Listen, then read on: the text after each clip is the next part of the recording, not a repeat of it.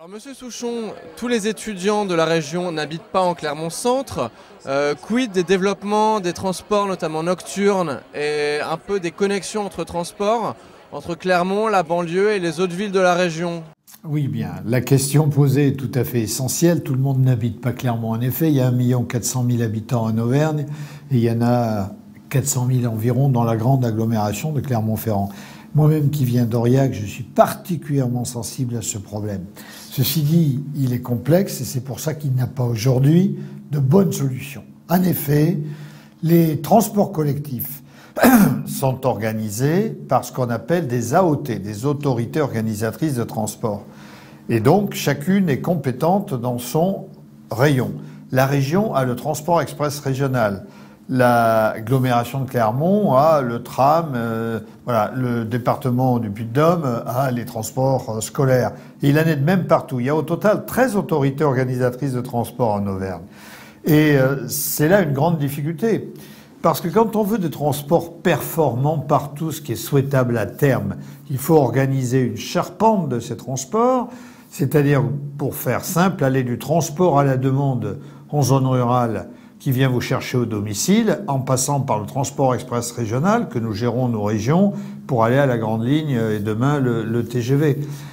Donc j'ai fédéré l'ensemble des autorités organisatrices de transport et nous sommes en train d'élaborer, mais c'est lent, laborieux, parce qu'il y en a 13, je l'ai dit, une centrale régionale de mobilité qui devrait permettre à quelqu'un de savoir en fin d'année 2011, pour aller du point A au point B, comment je fais, à quels horaires, à quel prix. Ceci dit, la région, elle, dans le cadre de ses compétences sur le transport express régional, fait d'énormes efforts. Nous avons organisé des assises en juin 2009, des assises de la mobilité. Nous dépensons en 2010 323 000 euros par jour pour notre transport express régional. Nous avons le matériel qui est entièrement neuf. Nous payons la SNCF pour faire circuler les trains. Nous modernisons les gares. Et puis nous modernisons aussi le rail, même si ce n'est pas dans nos compétences. Et puis, nous avons mis en place, avec la ville de Clermont, la ville de Moulins, Unicopass. Unicopass, c'est un billet que l'on paie qui sert à la fois pour le transport express régional et les transports urbains ou périurbains. C'est déjà un grand progrès. Alors, ceci dit, il n'y a que le transport à la demande qui permet de régler le soir le problème des jeunes. Et je compte bien interpeller les autorités organisatrices de transport pour qu'elles essaient de faire des efforts dans ce domaine. Donc pour se résumer, la région fait des efforts énormes en faveur de son transport express régional qui est sa priorité. Elle améliore constamment, elle y consacre beaucoup de moyens financiers. Beaucoup de problèmes ne dépendent pas d'elle, mais nous essayons d'entraîner toutes les autres autorités pour faire en sorte que le service rendu à la population soit le meilleur possible. Surtout que c'est l'avenir, bien entendu, veut dire que le transport collectif est l'avenir. Pourquoi l'axe LGV ne passe pas par Moulins, n'est pas sûr de passer par Moulins? Quelles sont les actions du Conseil général de l'Auvergne pour faire ça? Pourquoi on favorise plutôt, si vous voulez, le Puy-de-Dôme, qui est un département plus connu avec des députés peut-être qui sont plus dynamiques, par rapport à l'Allier? Voilà, ça c'est une question très importante. On ne sait pas encore où va passer la ligne à grande vitesse dite POC, le Paris-Orléans-Clermont-Lyon, dont j'aimerais qu'elle s'appelle ligne Centre-France-Auvergne. Mais justement, ce que nous organisons le 25 février, vendredi prochain, à la Grande Halle, est fait pour donner des informations à l'opinion publique sur les 4 tracés possibles et montrer les enjeux pour la région Auvergne. Dans cette affaire, dans ce projet, il y a une vision commerciale de ce que doit être cette ligne, qui consiste, pour ceux qui ont cette vision, la SNCF, pour être simple, aller le plus vite possible de Paris à Lyon, sans s'occuper du reste. Et puis il y a une vision aménagement du territoire, qui est la vision de la région, qui est partagée par les conseils généraux concernés, qui est partagée par nos voisins de la région centre, de la région Rhône-Alpes.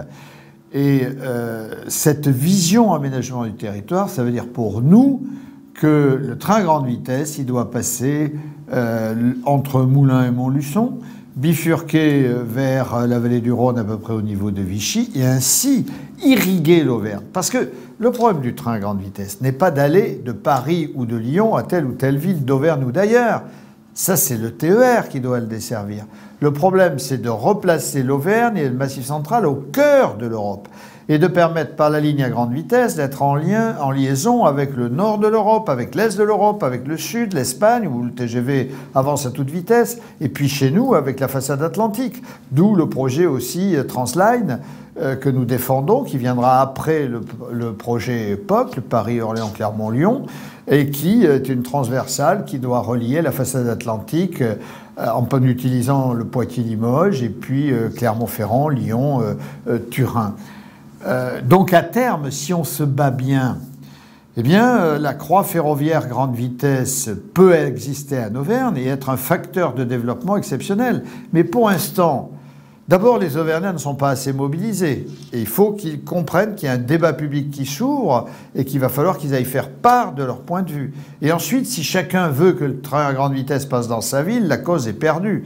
Et d'ailleurs, un train à grande vitesse qui ne ferait que desservir des villes, par exemple de l'Auvergne, n'aurait pas forcément de grand intérêt. On ne va pas dépenser 15 milliards d'euros simplement pour aller le plus vite possible à l'intérieur de la région ou de la région vers Paris. C'est pas raisonnable. Ce qu'il faut, c'est que ce soit un levier de l'aménagement du territoire, un levier de développement économique. Donc la vision que je voudrais faire partager à tous les Auvergnats, c'est celle d'une Auvergne replacée au cœur de l'Europe par le train à grande vitesse, et j'espère que nous serons nombreux à militer en cette faveur.